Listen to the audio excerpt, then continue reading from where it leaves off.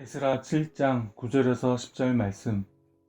첫째 달 초하루에 바벨론에서 길을 떠났고 하나님의 선한 도우심을 입어 다섯째 달 초하루에 예루살렘에 이르니라. 에스라가 여호와의 율법을 연구하여 준행하며 율례와 규례를 이스라엘에게 가르치기로 결심하였었더라. 아멘. 깨달음과 결단. 이번 주 설교 말씀에서 에스라는 하나님의 선한 도우심을 입었기 때문에 2차 포로 귀환의 모든 일을 감당할 수 있게 되었다고 하였다. 여기서 하나님의 선한 손에 도우심을 입었다 라는 것은 하나님께서 다스려 주시고 통치해 주시는 것을 의미한다. 하나님께서는 에스라를 통해 예루살렘에서 한동안 중단되었던 성전 건축을 다시 이어서 완성할 수 있도록 하셨다. 성경을 읽다 보면 항상 대적들이 하나님의 일을 하지 못하도록 회방하는 것을 볼 수 있는데 에스라의 사명에도 성전 건축을 하지 못하도록 방해하는 세력들이 등장한다. 그리고 에스라는 그들에게 직접적으로 대항하지 않고 금식을 하며 하나님께 기도하였고 하나님께서는 그런 에스라의 간절한 기도를 들으시고 성전 건축을 무사히 마칠 수 있게 해주셨다. 에스라의 이야기를 통해서 우리는 하나님께 간절히 기도하면 응답해 주신다는 교훈을 얻을 수 있다. 그렇다면 나도 에스라처럼 하나님께 금식하며 간절히 기도하면 응답받을 수 있어야 할 것이다. 그런데 실제 삶에서는 하나님께 기도하면 응답을 받게 된다는 공식이 잘 성립되어 보이지 않는 것처럼 느껴지는 경우가 많다. 에스라의 하나님과 나의 하나님은 시대가 다르지만 분명 똑같은 하나님이신데 에스라의 기도는 잘 들어주시는데 내 기도는 잘 들어주시지 않는다면 뭔가 불공평하다는 생각이 들 것이다. 이럴 때 우리는 성경의 인물들의 삶을 나의 삶으로 생각하며 받아들이는 습관을 들여보면 어떨까? 에스라가 하나님의 성전 건축을 회방하는 모든 상황에 일일이 다 반응하지 않았다면 나도 똑같이 에스라처럼 해보는 것이다. 에스라는 성전 건축을 하지 못하도록 왕에게 편지를 써서 고발했던 사람들과 그리고 그런 사람들의 말만 듣고 성전 건축을 중단시켰던 왕에게 직접 가서 항의를 하지 않았다.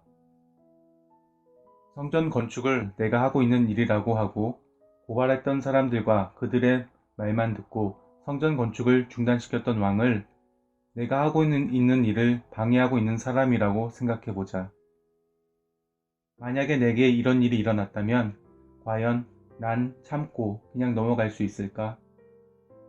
일상생활에서 내가 하고 있는 일에 대한 간섭이나 회방을 아무렇지도 않게 잘 견딜 수 있는 사람은 그리스도인이라도 그리 많지 않을 것이다. 그렇기 때문에 이럴 때 우리는 에스라처럼 내가 직접 나서지 않고 하나님께 간절히 기도하는 훈련을 해보면서 하나님의 선한 손에 도우심을 입는 은혜를 경험할 수 있어야 한다. 우리 가족은 독일에서 4년이 넘도록 정식 비자를 발급받지 못하고 임시 비자를 받으면서 살고 있다. 임시 체류 허가는 3월 4일까지고 바로 내일 외국인청에서 비자 담당자와의 면담이 있다. 그런데 문제는 회사와의 계약이 2월 말까지로 되어 있고 여전히 계약을 갱신하지 못하고 있다는 것이다. 회사 사장님만 계약서를 작성해 주실 수 있는데 사장님은 코로나에 걸려 병가 중이다. 회사 사장님이 내일 오전에 오실 수 있을지도 알 수 없고 오신다고 해도 내 계약을 우선적으로 처리해 주실 수 있을지도 의문이다. 보통 이런 상황에서 나의 옛 모습은 당장 회사 사장님에게 전화를 했었을 것이다. 그런데 어쩐 일로 난 이런 긴박한 상황에서 오히려 평안한 상태로 여러 조건들을 따지지 않는 사람으로 있을 수 있게 되었다.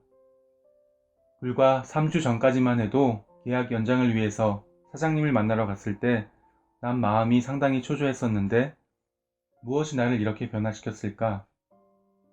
나의 이런 심정의 변화는 에스라가 겪었던 심정의 변화와 그리 다르지 않을 것 같다. 하나님께서 성전 건축을 하라고 하셨는데 왕의 허락은 아직 떨어지지도 않았고 성전 건축을 하지 못하게 하는 대적들이 득실거리는 그 상황에서 에스라는 상당히 초조한 마음으로 하나님께 간절히 기도했을 것이다. 나 또한 마찬가지였다. 하나님께서 내게 요양원을 산지로 주시겠다는 약속의 말씀을 하셨는데 회사에서 난 계약도 갱신하지 못하고 있고 또 독일에서의 체류허가 만료일이 점점 다가오고 있다. 내 마음이 3주 전에 변화가 생기게 된 이유는 회사 사장님이 휴가를 가서 결과적으로 내 계약에 대해서 아무런 얘기도 꺼낼 수가 없었기 때문이었다. 사장님이 직원에게 휴가를 언제 간다고 얘기하고 가는 것도 아니니 이런 상황에서 제 계약에 대해 얘기를 못한 것은 나의 불찰이라고 할 수 없다. 또한 사장님이 휴가를 다녀와서도 2주라는 계약 기간이 남았으므로 휴가 가기 전에 내 계약에 대해서 아무런 언급을 하시지 않았다는 것도 전혀 문제될 일은 없다. 그런데 문제는 사장님이 회사에 복귀하자마자 코로나에 걸렸다는 것이 가장 큰 문제였다. 누구의 잘못도 아닌 이런 상황에서 내가 할 수 있는 것은 하나님께 이 모든 문제를 맡기고 기도하는 것 밖에는 없었다.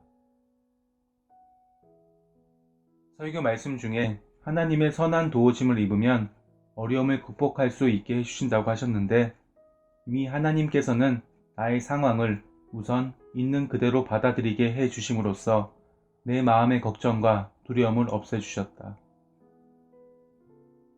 당장 2주 후에 독일을 떠나라는 말을 들을지도 모르는데도 난 전혀 초조하지도 불안하지도 않다. 2020년 3월 5일 사고를 당했을 때도 그의 직장을 그만두었을 때도 또 실업급여가 끊긴 뒤에 새로운 직장을 찾아야 했을 때에도 하나님을 신뢰한다고 입으로는 선포했어도 하루하루를 걱정과 불안함으로 보내야 했었다. 상황과 조건을 보는 사람이라면 나의 상황은 상당히 심각한 상태고 당장이라도 무슨 조치를 취해야 할 것만 같이 보인다. 내가 상황과 조건을 뛰어넘을 수 있는 것은 하나님의 선한 도우심을 입고 있기 때문이 아닐까라는 생각을 해보게 되었다. 매일 말씀을 묵상하고 하나님께서 내게 주신 그 생각을 붙잡고 하루하루 살다 보니 나도 모르게 하나님에 대한 믿음이 점점 더 굳건해졌던 것이 아닐까라는 생각이 들었다.